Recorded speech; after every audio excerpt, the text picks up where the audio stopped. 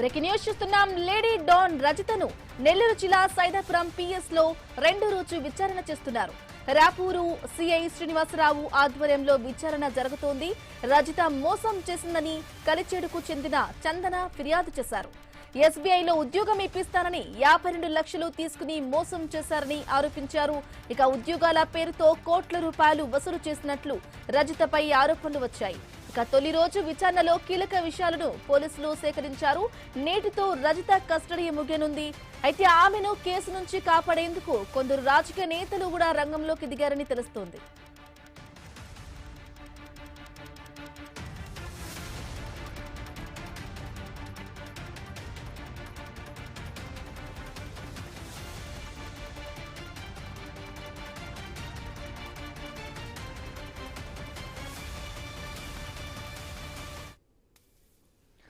Lady don రజితను 2 రోజు కూడా lady don Rajitha విచారణ కొనసాగుతోంది.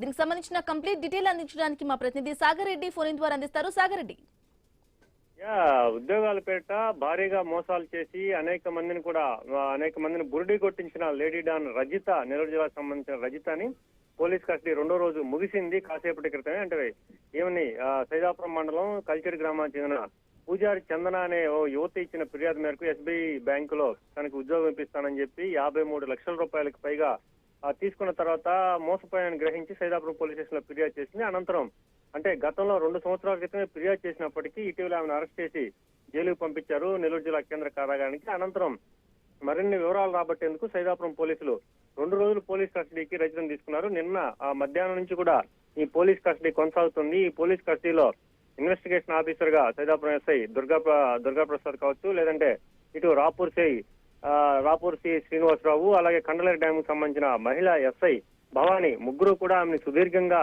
విచారణ చేపట్టారు. అనేక ప్రశ్నలు ఆమె ముందుంచారంటే ఈ నగదు సుమారుగా 10 నుంచి 15 కోట్ల రూపాయల వరకు ఈమె అనేక మంది దగ్గర వసూలు చేసింది. దానికి సంబంధించిన వివరాలు, అలాగే ప్రధానంగా ఏదైతే ఈ నిందితురాలు ఉన్నారో ఆమె ఫోన్ కూడా సీజ్ చేయడం జరిగింది. అలాగే ఆమెకు సంబంధించిన వివరాలు ఇప్పటికీ అనేకం సేకరించిన పోలీసులు అవన్నీ కూడా 30 నుంచి 40 ప్రశ్నల రూపంలో ముందుంచినట్టు తెలుస్తుంది. కానీ ఈ ప్రశ్నలన్నింటికి కూడా సరైన సమాధానాలు అయితే చెప్పలేదని చెప్పి కొంత మనకి సమాచారం వస్తుంది. అలాగే ఈ ఇన్వెస్టిగేషన్ పోలీస్ కస్టడీ 2 రోజుల్లో కూడా పోలీసు అనుకున్న మేర ఆమె నుంచి వివరాలు రాబట్టారా లేదనేందుకు పోలీసులు కూడా సంప్రదించడం జరిగింది మనం. కానీ వారు అంటే ఇన్వెస్టిగేషన్ ఉంది కాబట్టి వివరాలు చెప్పేందుకు కొంత సంశయించారు. వివరాలు కూడా కొన్ని చెప్పకపోయినప్పటికీ ప్రాథమికంగా మనకున్న సమాచారం మేరకు ఇప్పటికే పోలీస్ కస్టడీకి తీసుకున్న తర్వాత 2 రోజుల్లో ఏదైతే ఆమె ఎంతమందిని మోసం చేసింది, ప్రధానంగా ఎంతమంది ఈ కేసులో ఇన్వాల్వ్ అయినారు, ఈ వివరాలు ప్రాథమికంగా అయితే సేకరించినట్టు తెలుస్తుంది. అయితే సాగర్ రెడ్డి, ఆమెను కేసు నుంచి తప్పించేందుకు కూడా కొందరు రాజకీయ నేతలు కూడా రంగంలోకి దిగారన్నట్లుగా కూడా తెలుస్తోంది. అప్డేట్స్ ఏంటి?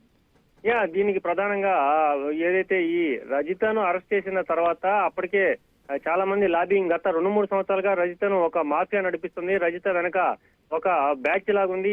ఈ మొత్తం కూడా ఈ మాఫియా ఇన్ని రోజులు కూడా రజిత పోలీసు అరెస్ట్ కాకుండా, పోలీసులు అరెస్ట్ చేయకుండా ఉండేందుకు, లేదంటే ఇంత భారీ మొత్తంలో మోసం చేసేందుకు కూడా ఆమె ఒక్కటే చేయలేదు. ఆమెకు సుమారుగా 6 నుంచి 10 మంది వరకు ఒక నెట్వర్క్ భారీగా ఉన్నట్టు తెలుస్తుంది. వీరంతా కూడా ఏదైతే పోలీసు కస్టడీకి తీసుకొచ్చిన తర్వాత సైదాపురం పోలీస్ స్టేషన్ లో 2 రోజుల పాటు ఆమెను ఉంచి విచారించే నేపథ్యంలో సైదాపురంకి భారీ స్థాయిలో అంటే ఒక కాస్ట్లీ కార్లు అంతా కూడా పెద్ద పెద్ద కార్లు వేసుకుని సైదాపురం పోలీస్ స్టేషన్ చుట్టూ కావచ్చు, లేదంటే ఇన్ఫ్లుయెన్స్ చేసేదానికి చాలా రకాలుగా కూడా ప్రయత్నాలు చేసినట్టు తెలుస్తుంది. కానీ పోలీసులు ఎక్కడా కూడా అంటే ఉన్నత స్థాయి అధికారుల నుంచి పోలీసులకు చాలా క్లియర్ గా ఆదేశాలు వచ్చాయి. అంటే ఐనీస్ వరుస కథనాల మేరకు ఇటు రాష్ట్ర డీజీపీ, అలాగే గుంటూరు రేంజ్ ఐజీ సర్వశ్రేష్ఠ త్రిపాఠి కావచ్చు, నెల్లూరు జిల్లా ఎస్పీ అజిత వాజన్లు కావచ్చు, చాలా సీరియస్ గా చెప్పారు. పోలీసులకు ఫ్రీ హ్యాండ్ కూడా ఇచ్చారని చెప్పవచ్చు. అంటే కేసులో ఎటువంటి ప్రలోభాలు కానీ, లేదంటే ఈ కస్టడీలో ఆమె నుంచి ఎటువంటి వివరాలు రాబట్టాలి చాలా క్లియర్ గా వాళ్ళకి మొత్తం మీద ఇండికేషన్స్ ఉన్నాయి. కాబట్టి వీరంతా కూడా పోలీస్ స్టేషన్ లో వెళ్లి వాళ్ళని ఇన్ఫ్లుయెన్స్ చేసేందుకు కూడా ప్రయత్నాలు చేసినప్పటికీ అయినా కూడా సఫలం కావని చెప్పి మనకి చాలా స్పష్టంగా తెలుస్తుంది. కానీ భారీ స్థాయిలో చాలా పెద్ద అంటే చాలా అధికార పార్టీకి చెందిన అనేక మంది కూడా ఈ కేసునైతే ప్రభావితం చేసేందుకైతే ప్రయత్నాలు చేస్తున్నట్టు కొంతమేరకు సమాచారం ఉంది. మొత్తం ఏది ఏమైనప్పటికీ కూడా ఈ బాధితులకి న్యాయం జరగాలి. ఎంత మేర 10 నుంచి 15 కోట్ల రూపాయల వరకు మోసాలు చేసిందని ఇటు ఐ న్యూస్ కూడా వరుస కథనాలు బాధితుల పేర్లతో కూడా చెప్పామని ఎక్కడెక్కడ కేసులు నమోదయ్యాయి కూడా చెప్పడం జరిగింది. కాబట్టి ఇటు నెల్లూరు నగరానికి సంబంధించి 5వ నగర్ పోలీస్ స్టేషన్ కావచ్చు, వెంకటాచలం కావచ్చు, గుంటూరు, హైదరాబాద్, కూకట్పల్లి, జూబ్లీహిల్స్, సో ఇన్ని రకాల కేసులు ఆమె మీద ఉన్నాయి. కాబట్టి వీళ్ళు కూడా పోలీస్ స్టేషన్ లో గతంలో కేసులు నమోదైనాయి కాబట్టి వాళ్ళు కూడా పీటీ వారెంట్ మీద ఆమెని మరోసారి పోలీస్ కస్టడీ తీసుకుని మరిన్ని వివరాలు రాబట్టి ఆమె నుంచి బాధితులకు న్యాయం జరిగే చూడాలి. కాబట్టి ఇవన్నీ కూడా చూడాలి. మొత్తం మీద అధికార పార్టీకి చెందిన కొందరు నేతలు కావచ్చు, లేదంటే చాలా పెద్ద స్థాయిలో ఉండే వ్యక్తులు కూడా రజిత వెనకున్నట్టు తెలుస్తుంది. వీళ్ళని కూడా పోలీసులు ఏదైనా ఇన్ఫ్లుయెన్స్ కానీ వాళ్ళ ప్రయత్నిస్తే వాళ్ళ మీద కూడా కేసులు నమోదు చేయాలని చెప్పి బాధితులు అయితే తెలుపుతున్న పరిస్థితి ఉంది. బ్రాహ్మణి.